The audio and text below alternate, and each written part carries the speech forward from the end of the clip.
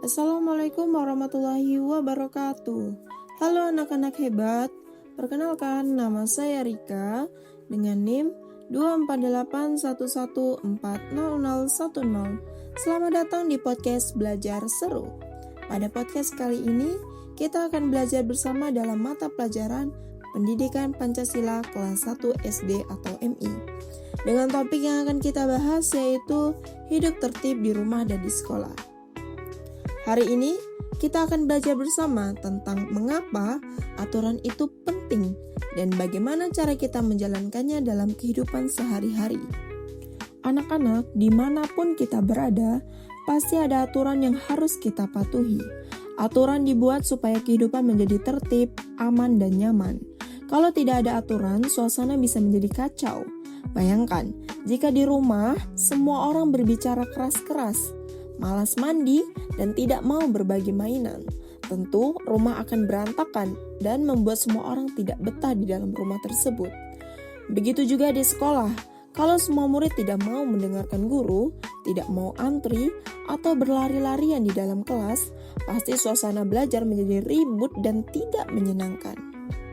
Sekarang, mari kita bahas tentang aturan di rumah. Di rumah orang tua membuat aturan agar kita terbiasa hidup tertib.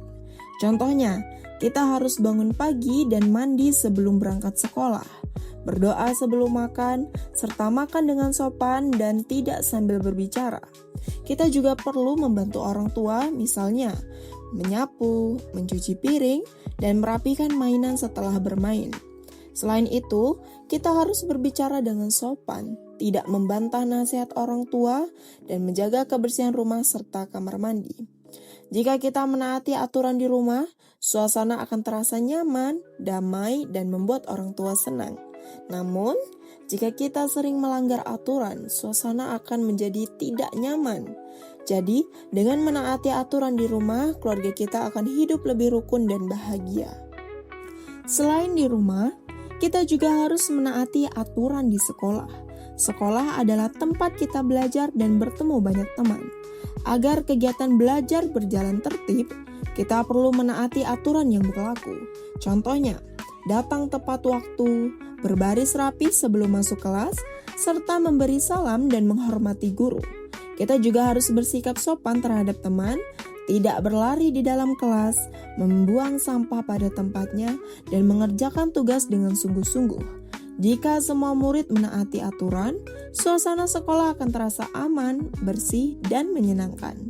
Guru akan senang, dan teman-teman pun akan betah belajar bersama.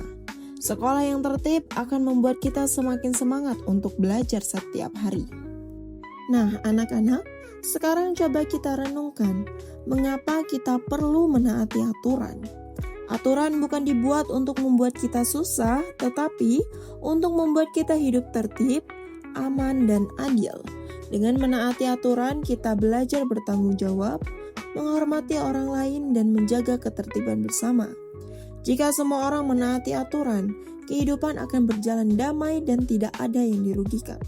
Tetapi, jika seseorang melanggar aturan, misalnya tidak antri, berbohong, atau malas belajar, maka orang lain akan merasa terganggu dan suasana menjadi tidak nyaman.